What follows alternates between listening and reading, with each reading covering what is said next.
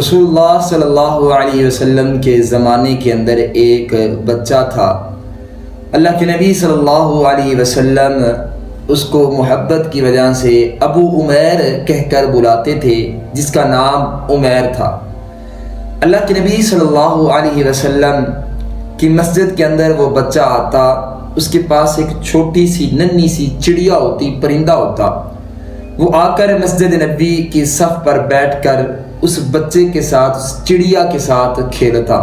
اللہ کے نبی صلی اللہ علیہ وسلم اس بچے سے کبھی کبھی اس چڑیا کا حال دریافت فرماتے اور بڑے خوبصورت انداز کے ساتھ، یا ابا عمیر ما فعل النغیر، اے ابو عمیر تیری چڑیا کا کیا حال ہے؟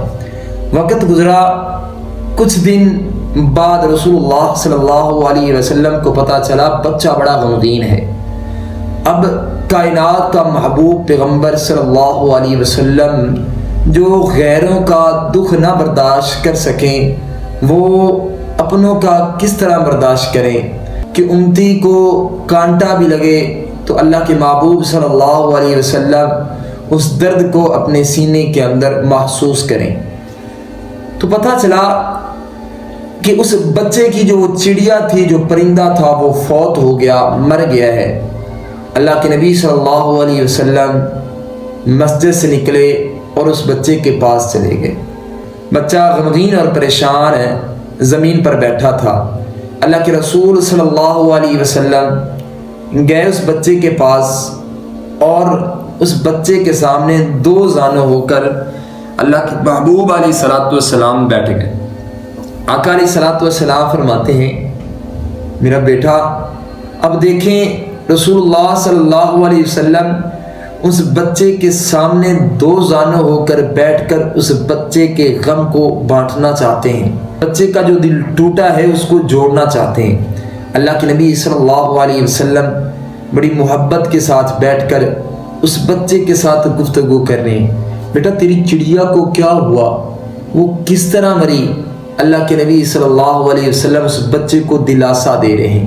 دیکھو یہ انسانیت کی کتنی بڑی مثال ہے، یہ غم کو بانٹنے کی کتنی بڑی مثال ہے، کسی کے دل کو سکون دینے کی کتنی بڑی مثال ہے کہ ایک بچے کی چڑیا مری ہے اور ساری کائنات کا رسول، ساری کائنات کا امام، سردار پیغمبر صلی اللہ علیہ وسلم اس چڑیا کی تعزیت کے لیے اس بچے کے گھر گئے اور اس بچے کے پاس زمین پر دو زانوں ہو کر بیٹھ گئے، اس بچے کا غم سنا، اس بچے کی تکلیف سنی، درد اپنے سینے کے اندر محسوس کیا۔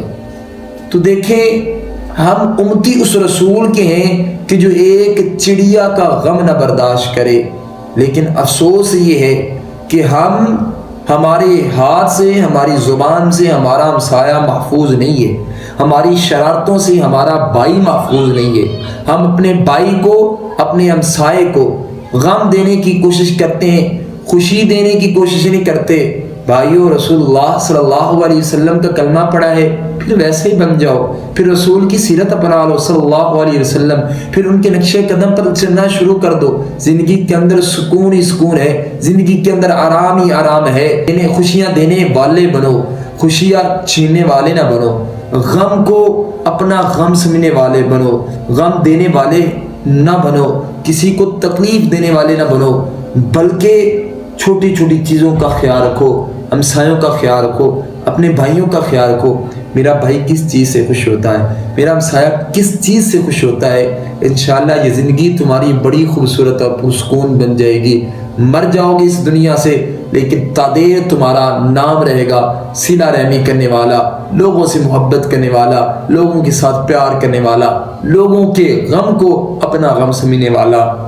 رسول اللہ صلی اللہ علیہ وسلم کی دوسری حدیث محبوب فرماتے ہیں، جنت کے اندر وہ داخل ہوں گے جن کا دل چڑیا کے دل کی طرح نرم ہوگا، اور سخت دل والے جنت کے اندر داخل نہیں ہوں گے۔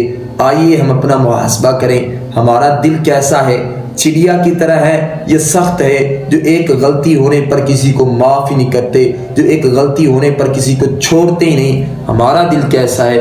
آئے ہم اپنا محاسبہ کریں کہ ہم کسی کو غم دے رہے ہیں یا کسی کو خوشی دے رہے ہیں. کیا ہمارے ہاتھ کی وجہ سے، ہماری زبان کی وجہ سے کوئی تنگ تو نہیں